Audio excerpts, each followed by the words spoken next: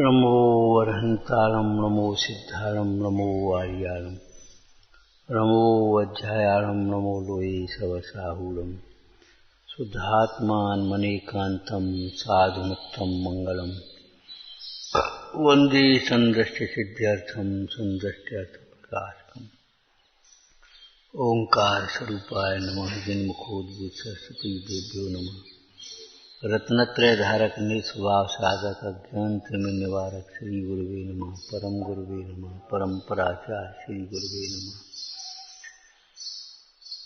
जे झाया झाणी गए कम कलंक ढहे मुनित्र निरंजनानमय परम प्रणवे नमः समय साराय स्वानुभूत्या चकास्ते चित्स्वभावाय भावाय सर्वभावान।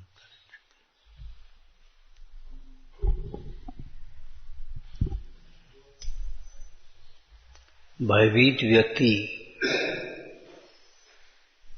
निरंतर दुखी है, मानसिक दुखते हैं भयभीत।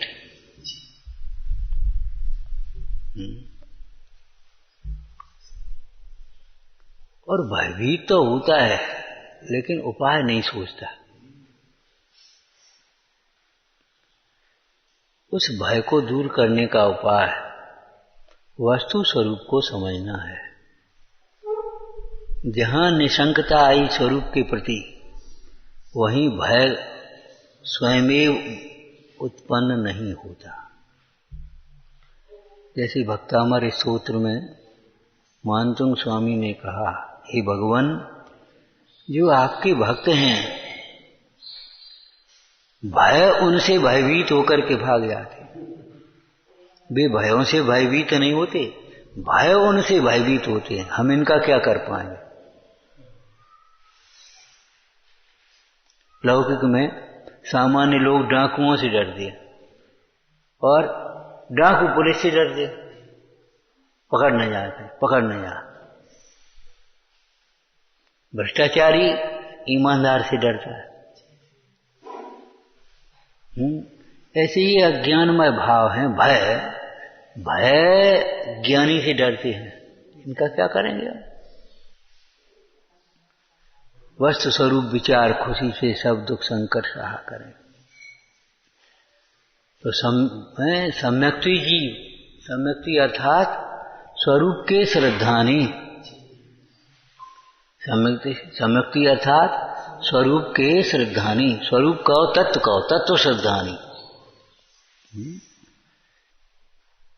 सम्यक्ति जीव अर्थात स्वरूप के श्रद्धानी। कैसे श्रद्धानी। स्वानुभव पूर्वक, केवल सुना पड़ा नहीं है, स्वानुभव पूर्वक अपने स्वरूप का अनुभव किया है। जैसे मोही जीव शरीर को बिना किसी के कहे सुने, बिना पढ़े हुए अपना मानते हैं, ऐसे ज्ञानी जीवों को आत्मा अपना लगा है। और उस आत्मज्ञान की स्वच्छता में प्रकाशत्व और स्वच्छत शक्ति दोनों ज्ञान के साथ में है। तो आत्मज्ञान की स्वच्छता में देह उन्हें भिन्न भाषित हुई है। देह भिन्न है, क्यों लिखा है इसलिए भिन्न है, ऐसा नहीं। संसार में सुख नहीं है, क्यों लिखा है। भगवान की वाणी में आया है। अरे भाई, भगवान की वाणी में आया है, तेरे ज्ञान में आया कि नहीं ये बता। जिनवाणी में कहा है, परंतु तुझे निर्भयता तब तक नहीं होगी जब तक तेरे ज्ञान में भाषित नहीं। हम कहते हैं इसमें बहुत लाभ है, बहुत लाभ है, तुम्हें तो लगता ही नहीं है। तुम्हें शंका लगी है कहीं ऐसा तो नहीं हो, लाभ नहीं हुआ तो क्या होगा। अपने ज्ञान में लाभ भाषित होवे तब काम बने। तो भय के अभाव के लिए स्वरूप का दिग्दर्शन कराया। और द्रव्यान योग शैली में वस्तुनिष्ठ कथन होते हैं। तो वस्तुनिष्ठ कथन में क्या है, ज्ञानी को भय नहीं होता, ये कथन आएगा। जब उपदेश शैली आएगी चरणानी योग की, तब क्या कहेंगे, तुम्हें भय के अभाव के लिए ज्ञानी होना चाहिए। भय का अभाव करने के लिए यथार्थ ज्ञान कर लो। अंधेरे में रस्सी के टुकड़े को सर्प जान करके भय हो गया। अब क्या करें, देखो उसको उजाले में और रस्सी का टुकड़ा समझ लो, अब भय नहीं रहेगा। चलो, ये तो एक दृष्टांत है। हम कहते मान लो कदाचित सर्प ही है, अब क्या करोगे, मर गए, क्या होगा, मर ही आओगे। सर्प है तो घबराओ मत, बिल्कुल संतुलन मत खो। ये सोचो ये सर्प भी तो जीव है, बिना बैर के नहीं काटेगा, बिना कुछ बिगाड़ के नहीं काटेगा। तुम अपना बचाव सोच रहे, वो अपना बचाव सोच रहा। अब तुमने लाठी लेकर के मारना शुरू, वो हड़बड़ करके वो काट ही लेगा। मौका उसका, तुम्हारा मौका लगे तुम लाठी मारोगे तो उसका मौका लगेगा तो वो नहीं काटेगा। मान लो सर्प ही है, रस्सी का टुकड़ा नहीं है, अब क्या करें, अब कैसे निर्भय हो जाए। क्या सुनो, पहले तो ये सोचो ये भी जीव है। यदि पूर्व का बैर विरोध हुआ या वर्तमान में कोई आसाधना हुई, पैर पड़ जाए, घबरा जाए, चोट लग जाए उसको भी, उसके किसी भोगों में अंतराय हो जाए, वो बैर लेने के लिए आगे सामने आ गया, ठीक है ना। अब तो पहले नंबर पर अब क्या करना है कि बैर विसर्जन करो। ज्ञान से बैर का विसर्जन होगा। दूसरी बात ये सोचो कि बैर हुआ, मान लो अंतिम स्थिति ये है काट लेगा, चलो काट लिया तो दे ही तो मरेगी, मैं थोड़ी मरेगा, बस खत्म हो गया, भय खत्म हो गया। भाई सर्प के काटने से केवल आयु अगर पूरी हो रही होगी, अधिक से अधिक यही तो होगा, और क्या होगा, इससे ज्यादा तो कुछ नहीं होगा।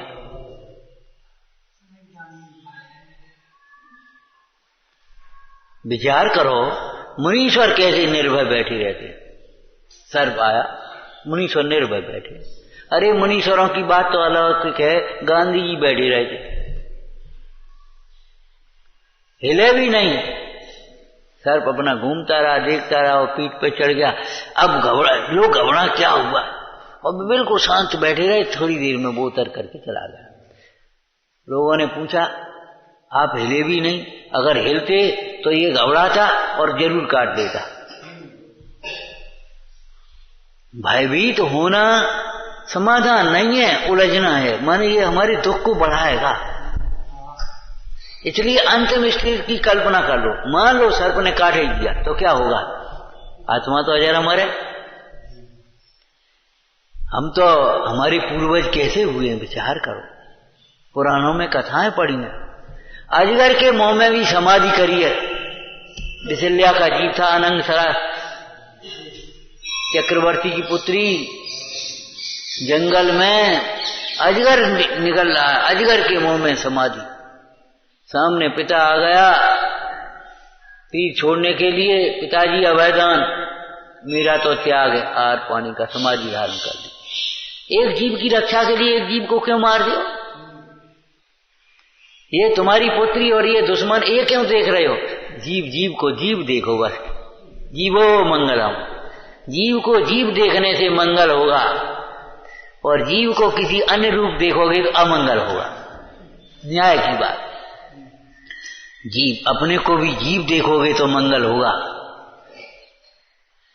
किसी प्रकार का पाप उत्पन्न नहीं होगा, मोह राग द्वेष उत्पन्न नहीं होगी। अपने को जीव देखोगे तो शरीर अपना नहीं दिखेगा, और जब शरीर अपना नहीं दिखेगा तो इंद्रिय सुख सुख नहीं दिखेगा, और इंद्रिय सुख सुख नहीं दिखेगा तो इष्ट अनिष्ट की कल्पना नहीं होगी, इष्ट अनिष्ट की कल्पना नहीं होगी तो राग द्वेष नहीं होगी। जीवो मंगलम, जीव मंगल स्वरूप है, और मैं जीव हूं ऐसा अनुभव करने से मंगल होता है। मैं जीव हूं ये देखोगे तो तुम्हारे जीवन में मंगल होगा, अमंगल नहीं हो सकता। आनंद होगा, दुख नहीं हो सकता। ठीक है ना? क्योंकि जीव की अनुभूति, जीव आनंदमय है, उस जीव की अनुभूति आनंदमय होगी। जैसे मिश्री मिठासमय है तो मिश्री का आस्वादन मिठास रूप होगा।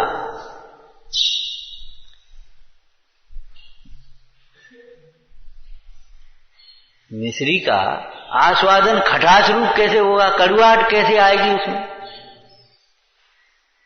उतावलेपन से मिश्री को पहचाने बिना मिश्री के धोखे से कुछ और चीज खा लोगे तो बात अलग है।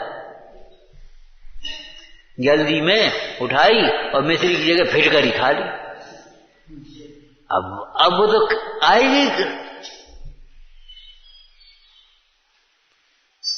फिटकरी को मिश्री मान करके भी खाएगा तो फिटकरी का स्वाद आएगा। देह को आत्मा मान करके भी यदि अनुभव करेगा तो दुख का अनुभव होगा, मोह उत्पन्न होगा। पर द्रव्य को अपना मान करके उनके प्रति राग करेगा तो अभी दुखी होगा।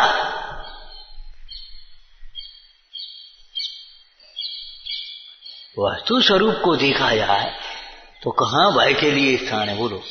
अब वो सर्व है वास्तव में। तो ये विचार करो अंतिम स्टेज कि ज्यादा से ज्यादा होगा ये काट लेगा और कुछ नहीं होगा। तो काट लेगा तो शरीर को ही तो काटेगा, मेरे को तो काटेगा नहीं। ये शरीर को सर्व काटेगा और मैं अपने को अशरीरी देख रहा हूंगा तो बता मेरा क्या बिगड़ेगा?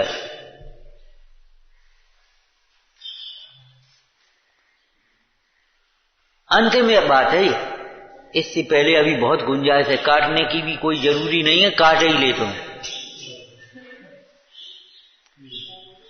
जरूरी नहीं है, काट ही लेगा वो।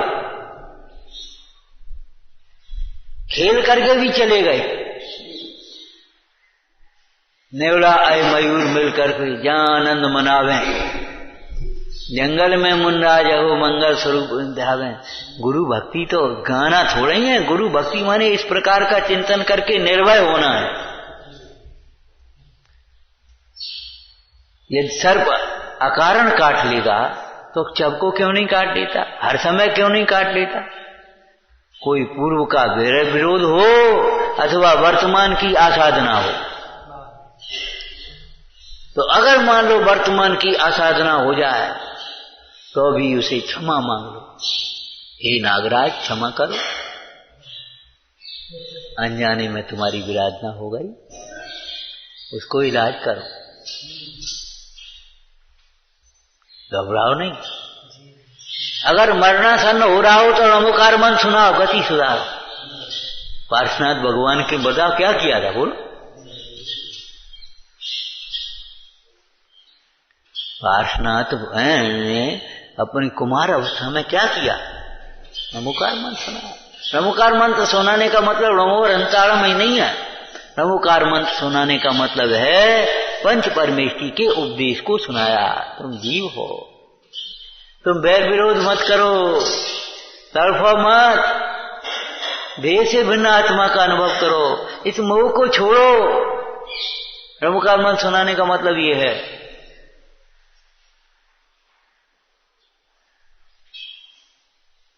और भी धरणन पद्मवती हो गए। विचार करो। घबरा करके काट भी तो सकते हैं, कि काट भी सकते हैं, काट ही नहीं लेंगे। तुम संभावना में तो जी रहे हो, कल्पना में तो जी रहे हो और यथार्थ को स्वीकार नहीं कर रहे।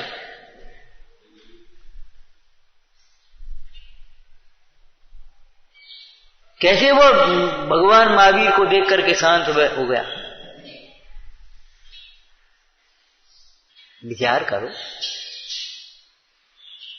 कैसे कृष्ण उस नाग के साथ पीड़ा करके ऊपर गेंद को उठा लाए काली ग्रह में।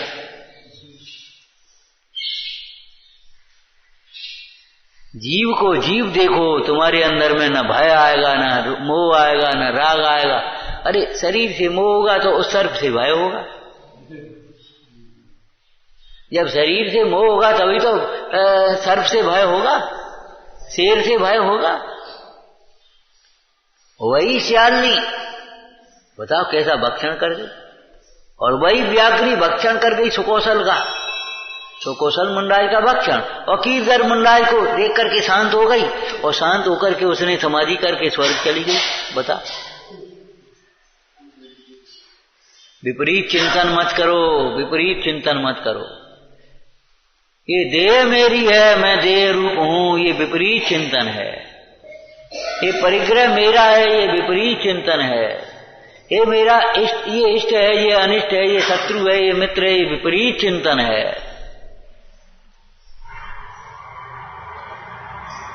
मैं जन्मता हूं, मैं मरता हूं, ये विपरीत चिंतन है, विपरीत चिंतन मत। अब बताओ, अब सर्व से क्या भय होगा? आप शांत होकर के बैठ जाओ, नमो रंतारम पढ़ने लगो, तुम्हारा ज्यादा दिमाग काम नहीं दे, नमो रंतारम नमो से। अरे शुद्धात्मा से उपयोग हटे तो पंच परमेष्टि का अधिक लगाने लायक कहां है? अगर स्त्री का अपने घर उपयोग थोड़ा सा चल विचल हो गए, बहुत दिन हो गए, क्या करें, तो कहां मायके जाएगी और कहां जाएगी? बता, कहां जाए? दूसरी जगह कहां है? बोलो। ऐसे अपने स्वरूप में उपयोग न लगे, स्वरूप का चिंतन भी नहीं कर पाओ, तो पंच परमेष्टि भगवान की भक्ति करो, दूसरा उपाय नहीं और जरूरत भी नहीं। चलो अब कहीं घूमे आ, कहीं क्यों घूमे आ, घर घूमे आ। अब लौकिक मोह में घर, वो माता पिता का घर, ये भी माता पिता का घर है। क्या कहा? ये जिन मंदिर माता पिता का घर है, और अंत हमारे पिता हैं, जिनवाणी माता है। सगे भाई बहन बैठे अपन साहब, कितनी भी तकलीफ हो भग के आ जा, जिन मंदिर में आ जा। संसार रूपी रेगिस्तान में ये जिन मंदिर कल वृक्ष के समान समझना चाहिए। जिन मंदिर है अशरण जग में शरण, जिन मंदिर है जग में तारण तरण, जिन मंदिर है जग में अशरण शरण। विचारना, जिन मंदिर शरण है, इसका अर्थ जिन मंदिर शरण नहीं है। जिन मंदिर में शरण का भान होता है, जिन मंदिर में आओगे तो भगवान क्या कहेंगे? बिना बोले कहेंगे, तुम्हारा आत्मा तुम्हारे लिए शरण है। जिस प्रकार दुख से बचने के लिए मेरी आत्मा ने अपना शरण लिया, उसी प्रकार तुम भी दुख से बचने के लिए सामान्य को अंगीकार करो, माने आत्मा की शरण करना करो, आत्मा की आराधना करो। ये नए विविक्षा से कथन होते हैं। जिन मंदिर शरण है, पंच परमेष्टि शरण है, चार आराधना शरण है, रत्नत्रय शरण है, आत्म ध्यान शरण है, शुद्ध आत्मा शरण है। ये नए विविक्षा हैं, इनमें भेद मत समझना।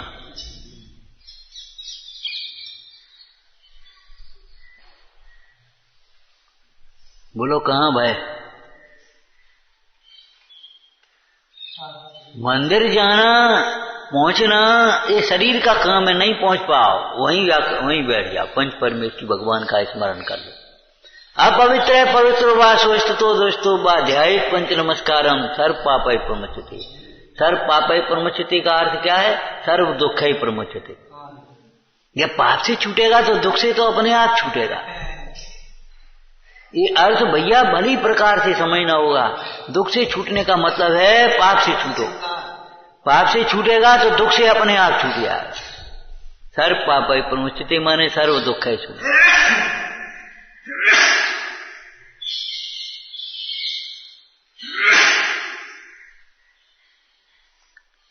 अब कहां भाई बोलो? शरीर को भी नहीं काटेगा, और मान लो शरीर को काट भी लेवे तो मेरे पास वेद विज्ञान है कि नहीं? वेद विज्ञान ही शरण है। मैं तो शरीर ही भगवान आत्मा, मुझे तो नहीं काटेगा। अरे शरीर को कदाचित काटने भी लगे तो बैर मत लाना, बैर मत लाना, नया बैर मत बांध देना। कदाचित तुम्हारा रुपया कोई मार भी लेवे तो बैर मत लाना। अरे तुम्हारा है ही नहीं और तुमने मारा होगा, और मान लो नहीं मारा होगा, आगे देगा। परेशान क्यों? तुम क्यों दिक्कत परेशान करते हो? लड़ने मत बैठना भैया।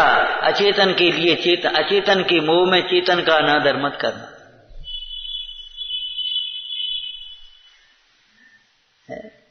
कोई नुकसान हो गया, उठा करके गिर गई टूट है क्या? अब इनसे इनको इनकी ताड़ना मत करना, इनकी विराधना मत करना, समझा देना। शांति से काम किया करो भैया, ऐसे करते नुकसान होता है। क्या करते हो तुम भैया? लेकिन ये मत सोचना कि कसाय करने लगे। कसायों से अपना भी बुरा होगा, दूसरे का भी बुरा होगा। कसाय होने से बड़ा नुकसान दूसरा है ही नहीं। कसाय उत्पन्न होने से बड़ा दूसरा नुकसान नहीं है, समझ लेना। उपयोग को सूक्ष्म करो, अभिप्राय को सम्यक बनाओ, चर्या को व्यवस्थित करो, आलस्य छोड़ो, क्रिया सुधारो, ज्ञानाभ्यास करो।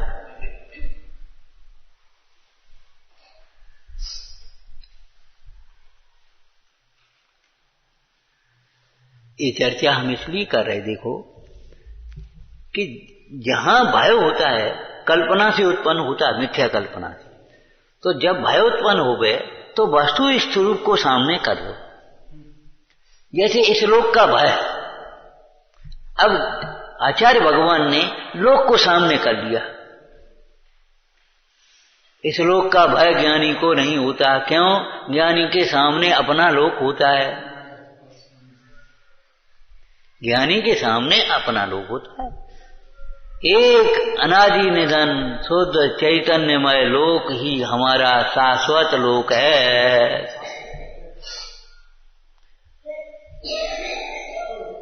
अब जब ये लोक अपना है तो अब ये लोक जिसको हम ईलोक मान रहे थे, इस ईलोक माने क्या कहा था? कल क्या अर्थ किया था? अरे तुम्हारा, हाँ, ईलोक माने वर्तमान की पर्याय। अब वर्तमान में हमने अपने को मनुष्य मान लिया है, और वर्तमान में हमने अपने को गृहस्थ मान लिया है, वर्तमान में हमने अपने को व्यापारी मान लिया है। अब मेरा व्यापार बिगड़ न जाए, मेरा कोई अनादर न कर दे, मेरे इष्ट का वियोग न हो जाए, मेरे अनिष्ट का संयोग न हो जाए, ये सब इस लोक संबंधी भय में आते। भय कैसे होता है इस लोक का? तुमने पढ़ा है, भय होता कैसे है ये बता।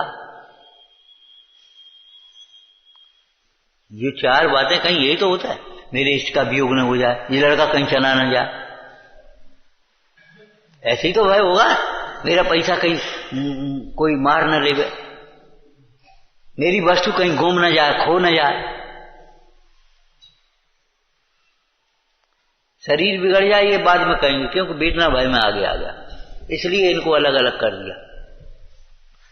तो इष्ट के वियोग का, अनिष्ट के संयोग का, आजीविका आदि के बिगड़ने का, अपमान आदि के होने का, इस जीव को भय होता है। यदि वस्तु स्वरूप देखा जाए कि तुम्हें भय होता है, तुम हो कौन ये बता। मेरा अपमान कर दिया, मेरा अपमान कर दिया, तुम हो कौन ये बता। पहले अपमान करने वाले को हम देखेंगे, तुम हो कौन।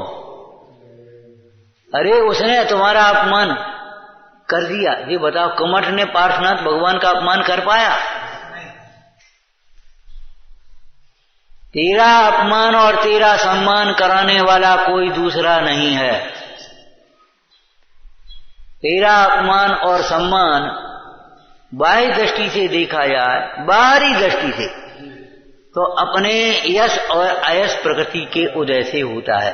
बैठ जाओ, वहीं बैठ जाओ। यश प्रकृति का उदय हो तो अपने आप सम्मान मिलता है, अयश प्रकृति का उदय हो तो अपने को अपमान मिल जाता है, लौकिक दृष्टि से। ठीक है ना? उसमें भी कोई दूसरा प्रबल कारण नहीं है, उसमें भी तुम्हारे यश प्रकृति का उदय और अयश प्रकृति का उदय कारण। अब अपना अपमान है, अपना अपमान के जी बताओ कि अपमान क्या अपमान करेगा कोई? करके बताओ, तुम हमारा अपमान करके बताओ, चलो करो। फिर पंडित जी बहुत गुस्सा करते हैं, ये ढंग से नहीं, ये बहुत खाते हैं, ये बहुत सोते हैं। तो ये बताओ इनमें हमारा क्या स्वरूप है, ये बता दे। अपमान का मतलब क्या समझ लिया तुमने? कोई शब्द ही तो है दो चार, वो शब्द यथार्थ है कि सही है? वो गलत है। अगर यथार्थ है तो दोष को दूर कर लेना चाहिए, इसमें अपमान की क्या बात है? हम कह रहे सीधे बैठो, कैसे कैसे बैठे हो? तो अब तुम्हें सीधे बैठ जाना चाहिए, इसमें अपमान की बात क्या है? और अगर मान लो हम पहले ही सीधे बैठे हैं, हम कहें सीधे बैठो, तो तुम्हें कोई बात नहीं, किसी और से कही हो सकता है, फिर तुम्हें परेशान होने की क्या बात है? ये बता। हमने ये कहा भैया सीधे बैठो, तो अगर तुम टेढ़े बैठे हो तो सीधे बैठ जाओ, और अगर टेढ़े नहीं बैठे हो तो इतने लोग हैं, किसी और से भी कही जा सकती, तुम क्यों परेशान हो रहे हो? तुमने अपना अपमान क्यों मान लिया? किसने मान लिया तुम्हारा अपमान, जब तुम टेढ़े बैठे ही नहीं हो? पंडित सदा सुखदास जी ने ये बात लिखी है उत्तम क्षमा के प्रसंग में। अगर कोई हमसे कह रहा है तो पहले ये देखो ये दोष हम में है कि नहीं है। यदि है तो दूर कर लो, उपकार भी मानो। भैया तुम्हारी ये पेंसिल गिर गई, तो उपकार मानना चाहिए ना। उसने बता दी ऐसे तुम्हारी परिणति गिर गई, तो उपकार मानना चाहिए और दोष को दूर करना चाहिए।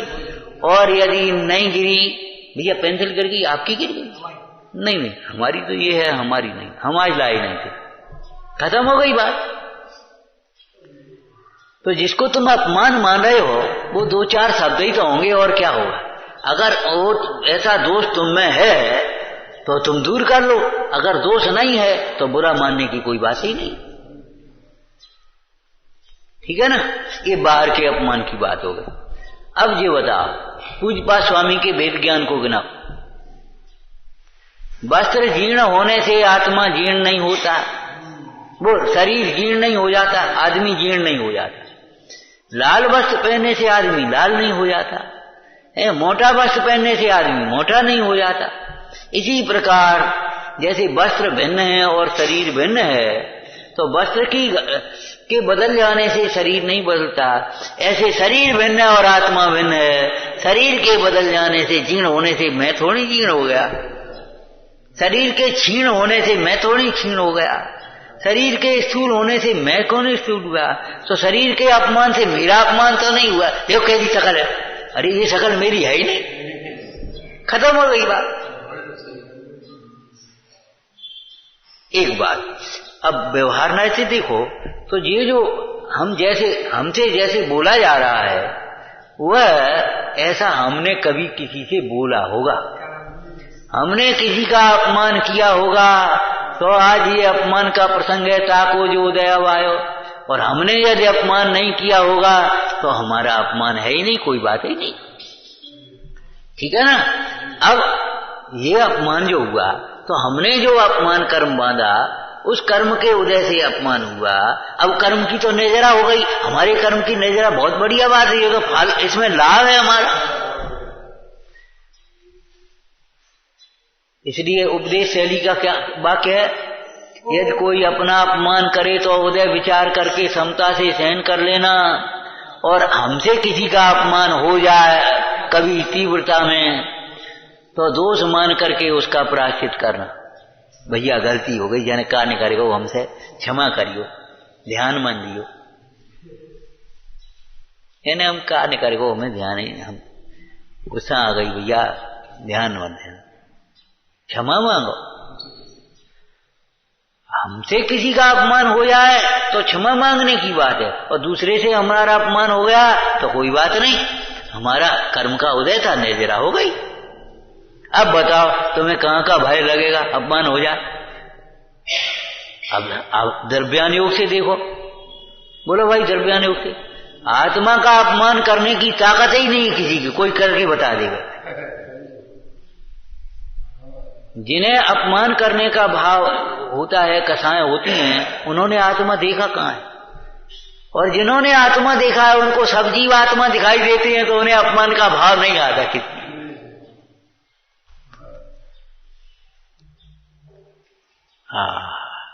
आत्मा भिन्न है और शरीर भिन्न है, ऐसा भेद ज्ञान हुआ। अब किसका अपमान, कैसा अपमान, क्या अपमान, बताओ। कहाँ का अपमान और कहाँ का सम्मान? अब देखो करना नहीं हो, जो अपमान का प्रसंग बनता है वह मेरे ही परिणाम का फल है। मैंने किसी का अपमान किया होगा, उसका फल है। तो अब मुझे समता से सहन करना चाहिए।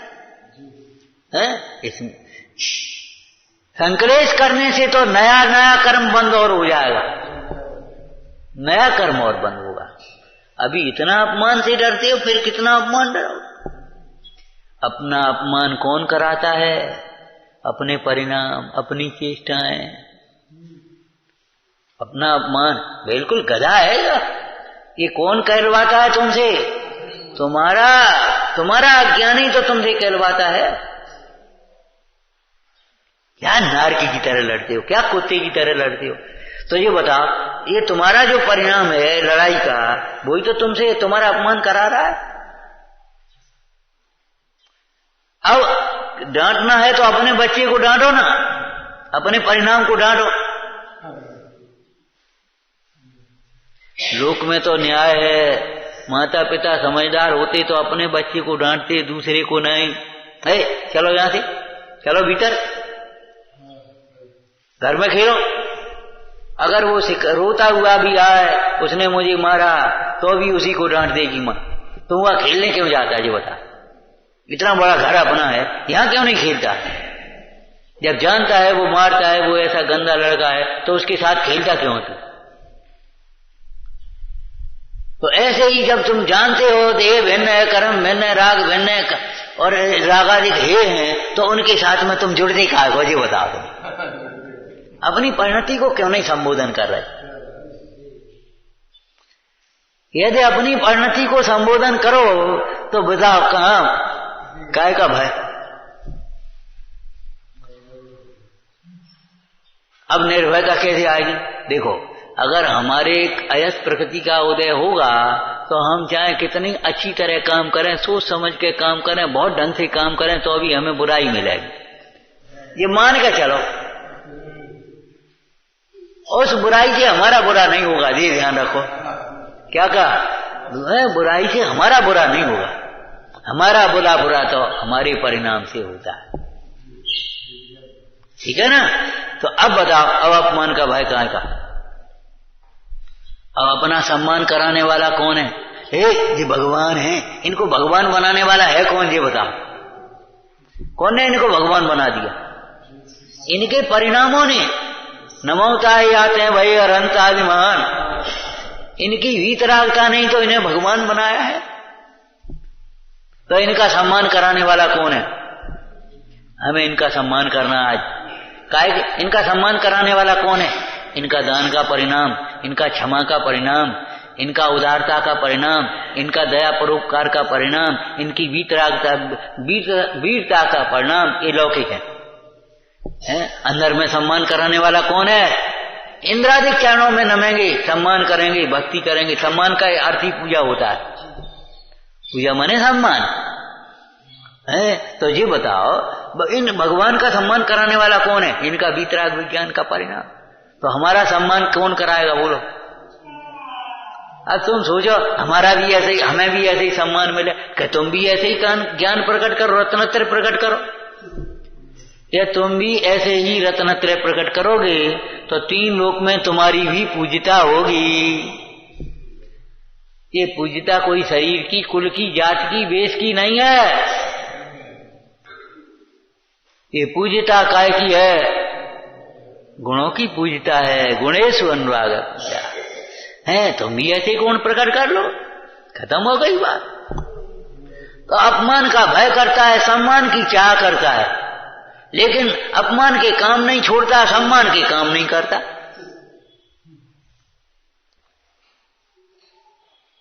इससे बड़ा सम्मान कौन होगा? बताओ, कौन सा बड़ा सम्मान होगा इससे कि भगवान आत्मा।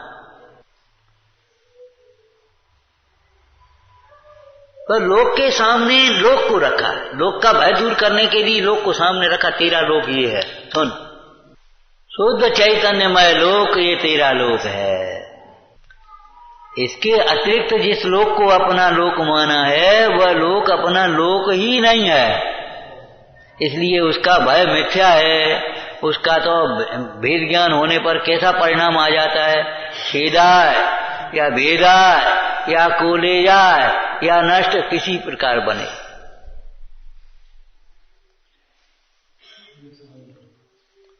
बताया था ना, एक दुकानदार के बाहर में दुकान लगा ली थी उसमें, और एक नाला नीचे से निकलता था। अब वो बाहर सामान लगा, वो गिर न जा, गिर न जा, गिर न जा, गिर जाएगा तो नुकसान होगा। अब एक ग्राहक आया, उसने दिखा कि ये दिखाना हमको, तो उसने खोल करके दिखाया। अब उसने खरीद लिया, पैसा दे दिए, सब हो गया। अब मान लो गिर जाए, गिर जा, गिर जा, मैं क्या कर, थोड़ी सी सहानुभूति, अरे भाई गिर गया, जाकर के धो लेना, कोई बात नहीं, चलो दूसरा ले लो। माने वो सहानुभूति की बात अलग है, लेकिन कोई ऐसा लगता है गिर न जाए, खो न जाए।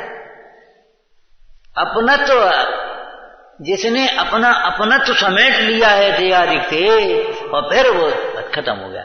तो लोक का भय कैसे मिटेगा? इस लोक से, ई लोक से अपनत्व समेटो और अपने लोक में अपनत्व ले आओ, कहीं इष्ट का वियोग न हो जाए। कैसी बातें करते हो? मैंने उसे इष्ट मान लिया है जिसका कभी वियोग होता ही नहीं, और जिसका वियोग होता है, संयोग होता है, उसमें मेरी इष्ट अनिष्ट की कल्पना ही मिट गई है। इसलिए वियोग हो तो हो, और वियोग होगा क्यों करते हो? वर्तमान में ही वियोग है, भिन्नता है। मेरे इष्ट का वियोग हो जाए तो जिसको इष्ट मानता है, ऐसे स्त्री पुत्र कुटुंब आदि, उनकी वर्तमान में ही भिन्नता है। अब वियोग होगा, वियोग हो जाए नहीं, अरे वियोग तो होगा ही जब संयोग हो। पंडित जी तुम कहीं चले मन जाइयो, हमने कहा वो तो जाएंगे ही, इसमें क्या बात है, तुम चले मन जाइयो। अरे चले नहीं जाइए जो कोई बात रही, जाएंगे जाएंगे जाएंगे। और किसी की क्या एक दिन ये देश जुदी होगी, होगी कि नहीं होगी? कल कहा था हमने, देखो संयोगों का विश्वास करना कि नहीं करना, बोलो। संयोगों का हमें विश्वास है, हमें संयोगों का विश्वास है कि ये संयोग भिन्न है, अनित्य है, अचरण है, दुख रूप है, और एक दिन इनका वियोग स्थूल रूप से भी होगा। और संयोग का वियोग होने से पहले अगर मोह नहीं छूटेगा तो रोएगा कौन, ये बता दे। इसलिए संयोग का वियोग होने से पहले इस संयोग का मोह छोड़ देना चाहिए, अपनत्व को समेट देना चाहिए। और कोई उपाय नहीं। सरकार पुल बनवाती है, बिल्डिंगें बनवाती है, सरकारी बिल्डिंगें बनवा दी ना, अब उनका एक टाइम होता है, तो टाइम के बाद अपने आप गिरवा देती।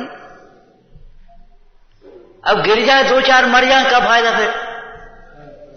भाई इसका टाइम हो गया, अब ये किसी समय गिर सकती है। भाई एक सिद्धांत हो गया कि नहीं, इसका टाइम पूरा हो गया है, अब ये बिल्डिंग किसी समय गिर सकती है, तो जन हानि हो जाए, इससे क्या फायदा? इसलिए पहले ही इसको गिरा दो ना।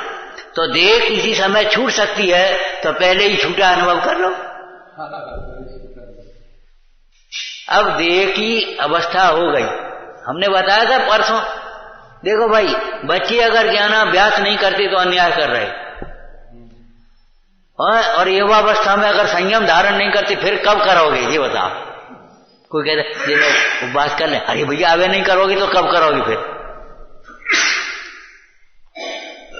अन्याय करते हैं अगर संयम धारण नहीं कर रहे तो, और बड़े बूढ़े अगर समाधि की तैयारी नहीं कर रहे तो भैया अन्याय है। अब क्या समझ रहे, देह छूटेगी, इसलिए ऐसा अभ्यास करो, देह छूटी है, देह है ही नहीं, देह है ही नहीं, बैठो ऐसे बैठो, देह है ही नहीं हमारे।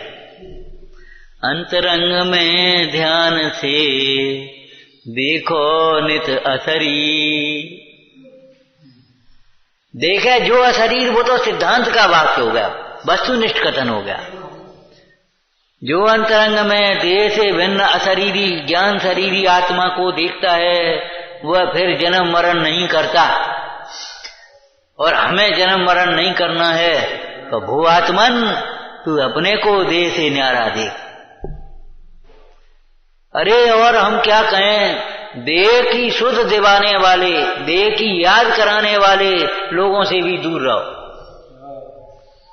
कैसी तबीयत है, मुश्किल से तो भूल पाए और नेक उपयोग लगाए और बे आगे कैसी तबीयत है,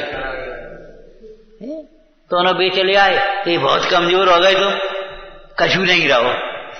काहे कछु नहीं रहो, कहा नहीं रहो, ज्ञान है, दर्शन है, सुख है। अरे बे तो ठीक है, आपकी बात अलग है, तो आपकी बात अलग है। अरे यही सुख की बात है, यही समझना चाहिए। इसलिए भैया इन मोहियों के दूर रहो। बात बड़ी है, जो बन आवे भार भवन को डारे। जो देह की याद दिलाने वाले हैं उनसे भी दूर हो जाओ। कहा था ना, देखो जब मोह दुख का कारण है तो मोही सुख के कारण कैसे हो सकते। जब मोह दुख का कारण है तो मोही जीव सुख के निमित्त कैसे होंगे। वे तो मोह कराएंगे, ये सब मोह बढ़ावन हारे जीव को दुर्गति दाता। इनसे अगर दूर नहीं भय, इनके मोह में तुम पड़ गए तो दुर्गति हो जाएगी भाई। अन्याय मत करना, अन्याय मत करना।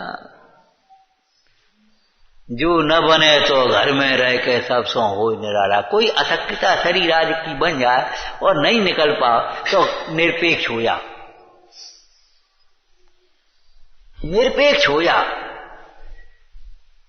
का करे आए, अरे करे आए होंगे, तुम्हें कहा लेने देने। बिन के रुपया दे आए, वे तुम्हारे दे गए, अरे दे गए वहीं दे आए, वहीं कहा लेने देने। अब उनको करने दो, इतने छोटे तो है नहीं बच्चे,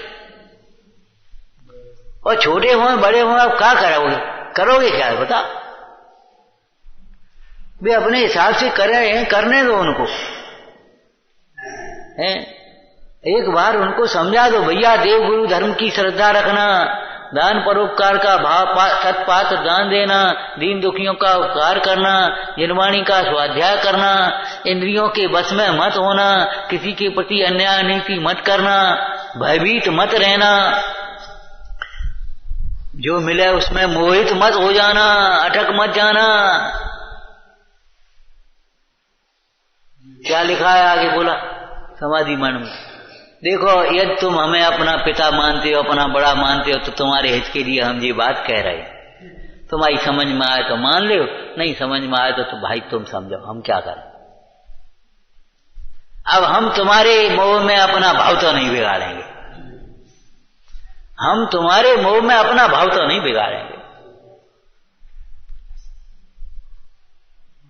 हमने पंच परमेश्वरी भगवान की भक्ति से, जिनवाणी के स्वाध्याय से, तत्वों के विचार से जीवन में आनंद भोगा है। तुम भी आनंद भोगो, नहीं भोगना है तो तुम जानो भाई, हम क्या करें।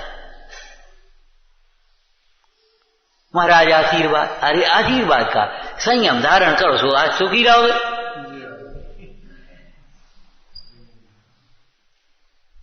आपने देखा होगा है, मुनि महाराज के पास कोई जाए, महाराज आशीर्वाद, पीछे दिखा देते हैं। पीछे दिखाने का मतलब क्या है, संयम धारण करो, पीछे संयम का उपकरण है। संयम से सुखी होगा, संयम से दुख होगा। अब इसमें नीचे की बातें समझ लेना, सम्यक से सुखी होगा, मिथ्या से दुखी होगा, अज्ञान से सुखी होगा, ज्ञान से सुखी होगा, अज्ञान से दुखी होगा, ज्ञान से सुखी होगा, आर्थ और ध्यान से दुखी होगा, धर्म ध्यान से सुखी होगा। बस हो गए आशीर्वाद, यही आशीर्वाद और का आशीर्वाद। आशीर्वचन क्या है, कुंद कुंद स्वामी के आशीर्वचन, अहम एक को खल शुद्धो, ये आशीर्वचन है, आशीर्वाद है। कोरो आशीर्वाद नहीं दो है। लड़का आया, मैं माँ के पैर छुए, है बेटा खुशी रहो, अरे खुशी नहीं रहो, शरबत बना के ले आई, 5 शरबत पियो पहले गर्मी में।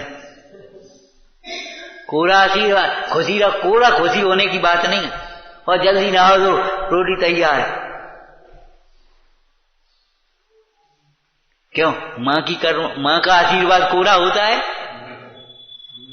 तो जिनवाणी का आशीर्वाद का कोरा होगा। सुखी रहो। अब जे सुखी रहो जे तो कह दी, कैसे सुखी हो जे तो बता ही नहीं। लेकिन जिनवाणी ने इतना नहीं कहा कि खुशी रहो। जिनवाणी ने खुशी होने की विधि बता करके कहा खुशी हो। तू सर्व प्रकार से प्रसन्न हो। क्या समझकर कि देह आत्मा रूप नहीं हुआ है, आत्मा देह रूप नहीं हुआ है।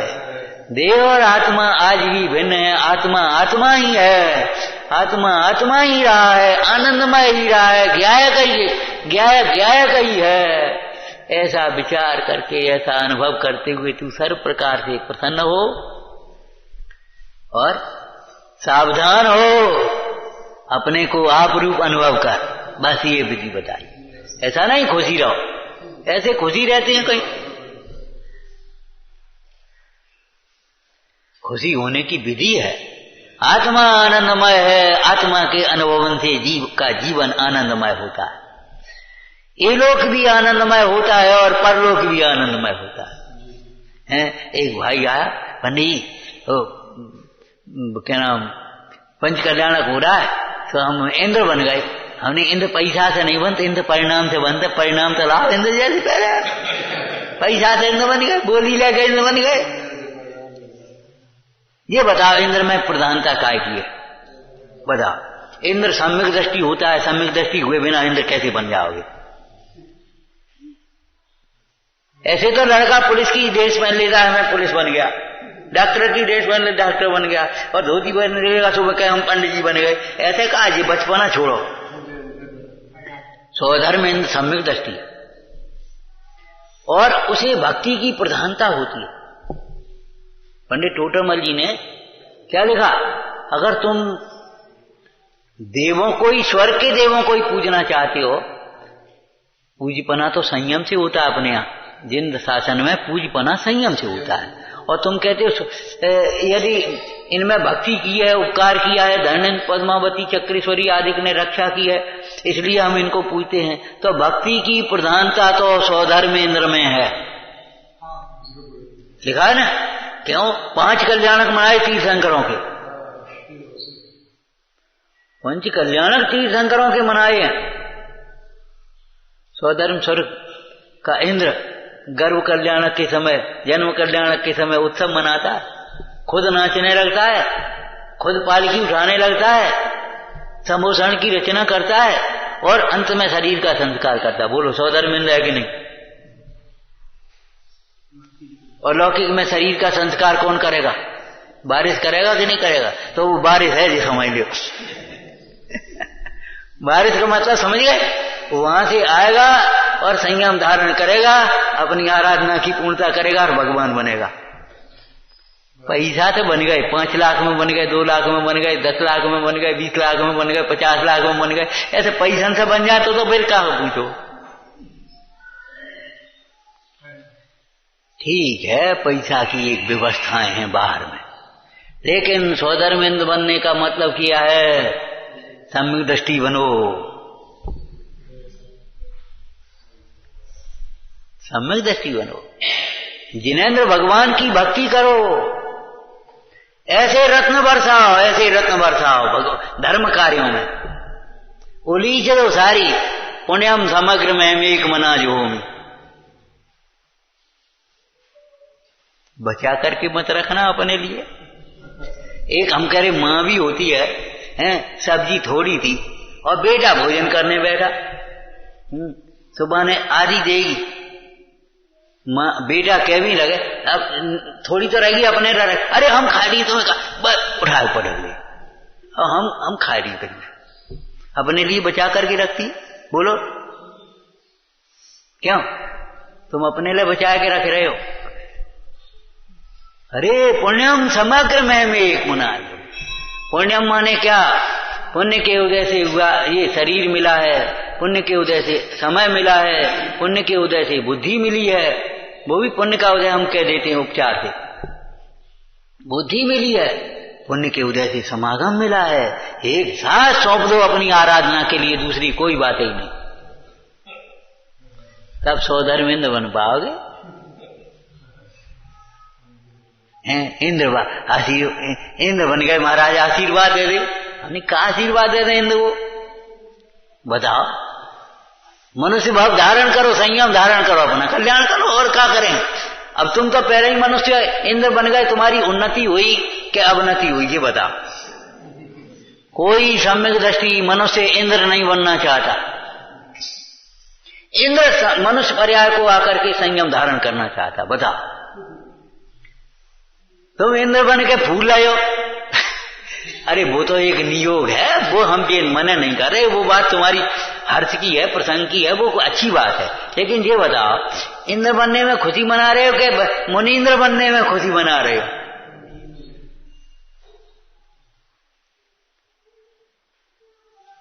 क्यों? एक लड़का बोला, अगली साल परीक्षा नहीं दे सकते, अगस्त का महीना, स्वास्थ्य ठीक, सब बात, अगली साल परीक्षा। अरे जा साल का नहीं दे रहे, ये बताओ तुम मैं अगली साल क्यों पूछ रहे हैं? इंद्र पर्याय से आकर के फिर संयम धारण करो। अरे तुम तो अभी, तुम्हें योग्यता है ना,